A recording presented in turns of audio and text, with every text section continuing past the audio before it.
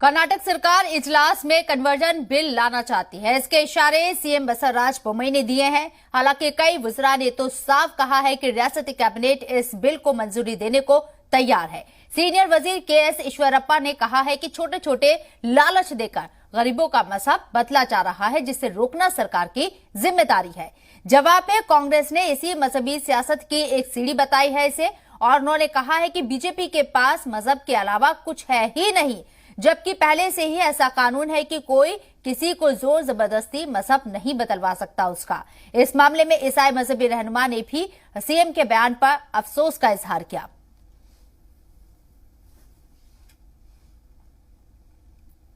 हम ये conversion bill ला रहे हैं, ये गरीब लोगों को उनका दुरुपयोग करके उनको कन्वर्शन करना, और हमारा हिंदू युवतियों को उनका लव जिहाद बोलकर उनको कन्वर्शन करना, ये सभी किसी एक को हाथ गया है, पाँव गया है। आप यीशु के पास गए तो आपको वो पाँव आता है, हाथ आता है। ऐसा मुग्ध लोगों को ये कन्वर्ट कर रहा है ना, इन सबको हम नहीं छोड़ेंगे। हम ये कर्नाटक में ये कन्वर्शन बिल लाएगा, हिंदुस्तान तो हिंदुस्तान से रहेगा। It is a political move. There is already a law against the forceful conversion of any religion or any community. But our constitution says the constitution has given to every citizen of this country freedom to practice and to propagate any religion that he wants, she wants. So that is the provision in the constitution.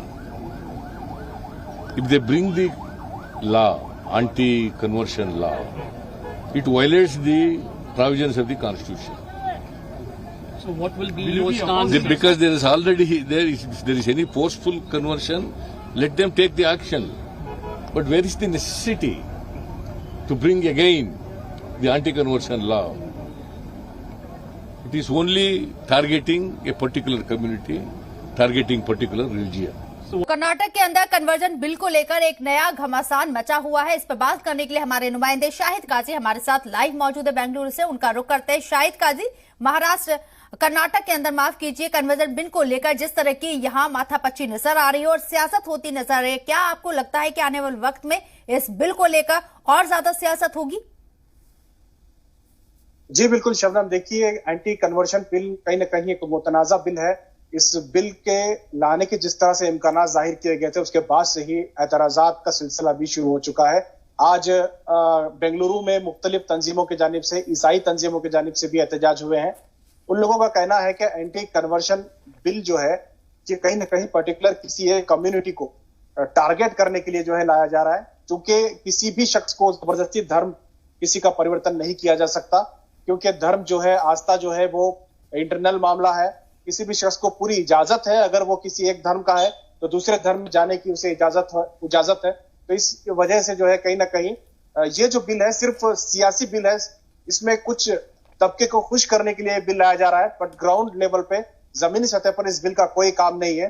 अगर किसी को जबरदस्ती या धर्म परिवर्तन करने के एकाध वाकयात होते हैं तो पुलिस को कार्रवाई करनी चाहिए, वो किया जा सकता है। बिल लाने की क्या जरूरत है, ये सवाल कांग्रेस भी उठा रही है और ईसाई और मुस्लिम तंजीमें भी लगातार इस पर एतराज कर रहे हैं। खास करके ईसाई तंजीमें इस बिल के खिलाफ बहुत जबरदस्त एहतजाज कर रही हैं और रियासती सतह पर न सिर्फ बेंगलुरु बल्कि दीगर शहरों में भी इनका ये जो एहतजाज है वो लगातार चल रहा है। और ईसाई तंजीमों ने धमकी दी है, अगर हुकूमत अगर ये बिल लाती है तो इनका जो एहतजाज है वो मुल्की सतह पर एहतजाज किया जाएगा और लगातार एहतजाज होगा। तो देखना होगा कि इस जो सेशन जो आज से शुरू हुआ है, इस सेशन में क्या हुकूमत ये बिल लाती है। अगर ये बिल पास होती है तो किस तरह से रिएक्शन होगा, किस तरह से एहतजाज का सिलसिला कर्नाटक में शुरू हो सकता है, इसके कहीं ना कहीं एक इम्कानात नजर आ रहे हैं। जी शबनम। चलिए शाहिद, बहुत बहुत शुक्रिया आपका तमाम जानकारी हम तक पहुंचाने के लिए।